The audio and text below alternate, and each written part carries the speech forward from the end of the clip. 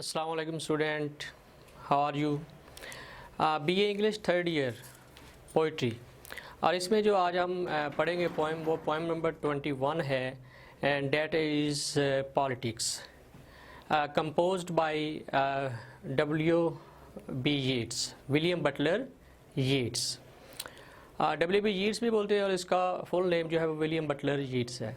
अच्छा, what happened in this poem, इस poem के अंदर क्या हुआ, क्या है जी कि जो पोइट है, he is in favour of love, he is not interested in anything else, just like politics, just like getting knowledge, just like traveling around the world. There is only one thing in which he is taking interest, he is trusted, and that is the love of a girl. ठीक है। अब ये उसमें क्यों interest है, ये इसको तो हम बाद में लेक्चर 2 में डिस्कस करेंगे, डिटेल से करेंगे। लेकिन इसमें यही है कि पोइट के सामने जो है वो एक बंदा खड़ा हुआ, that is very learned person, जो फ़िलासफ़र है, थिंकर है, और एक तरफ जो है वो दुनिया की सियासत है, वर्ल्ड ऑफ पॉलिटिक्स है, और एक दरख्त के नीचे एक लड़की खड़ी हुई है। और जो शायर है, पोइट है, he is neither taking interest in the politics, he is neither taking interest in the philosophy, in the philosopher, he is taking interest in that girl. He wants to be young again and to love that girl. वो दोबारा जो है वो जवान होना चाहता है और उस लड़की से मोहब्बत जो है, मतलब यह है कि he want to test the fairy power of love. वो मोहब्बत की जो मैजिकल पावर है, जो जादुई तासीर है, वो उसको टेस्ट करना चाह रहा है।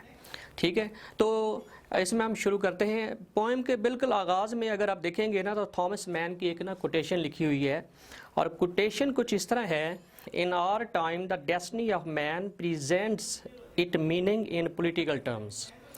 मतलब यह है कि उस वक्त जो है, जिस वक्त ये पोएम लिखी गई थी और थॉमस मैन ने जब ये कहा था, तो उस वक्त जो है ना वो पॉलिटिक्स के अंदर होना और बीइंग अ पॉलिटिशियन एक बहुत ही सिंबल ऑफ, आप यूँ कह लें कि एरिस्टोक्रेसी और एक सिंबल ऑफ पावर था। ठीक है, मतलब पॉलिटिक्स जो है उसका एक दुनिया पे एक नाम था, और जो पॉलिटिशियन होते थे वो they were considered as the most powerful person of the world. आज भी वैसा ही है, लेकिन उस वक्त ये कुछ ज़्यादा था।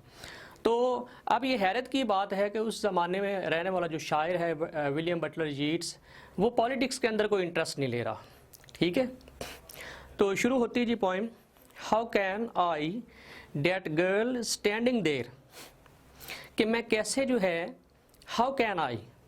अब इस लाइन को आपने ये नीचे वाली जो लाइन है उसके साथ मिलाना है।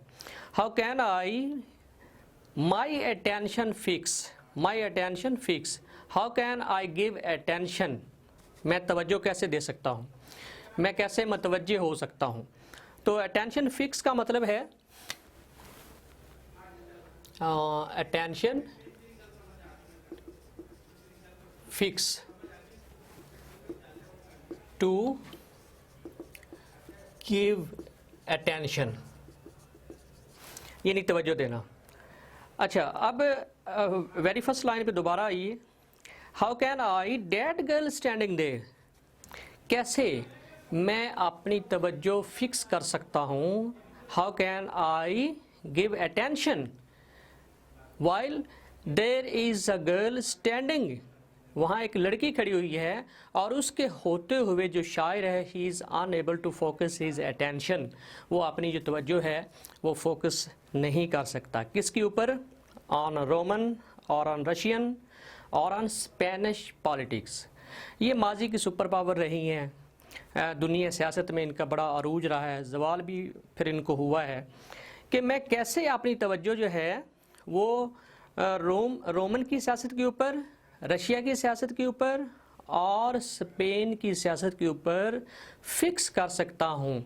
मतलब कि मैं उस लड़की की मौजूदगी में मैं सल्तनत Roman, Russian empire, Spanish politics और स्पेन की जो पॉलिटिक्स है, जो स्पेनिश पॉलिटिक्स है, उस लड़की के होते हुए मैं इन इन जो सियासत की बातें हैं, इन सुपर पावर की जो बातें हैं, या इनके ऊपर मैं अपनी तवज्जो फिक्स ही नहीं कर सकता। मतलब ये है कि पोइट जो है वो डायरेक्टली जो है वो इंटरेस्ट ले रहा है उस लड़की के अंदर। Yet there is a travelled man, फिर भी वहाँ एक ट्रेवल्ड मैन है। Travelled man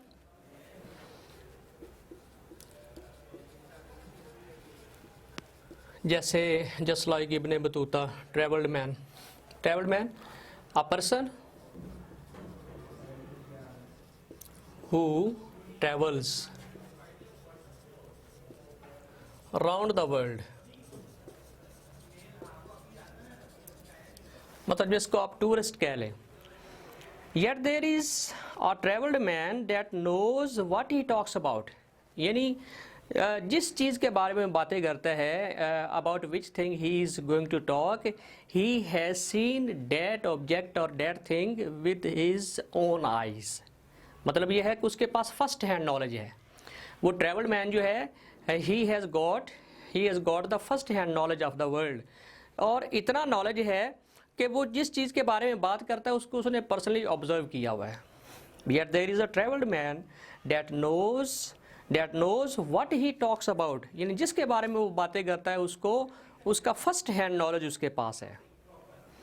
and there is a politician, और एक सियासतदान भी है, that has read and thought। read and thought का मतलब है वो बड़ा मुफक्कर टाइप है। read and thought,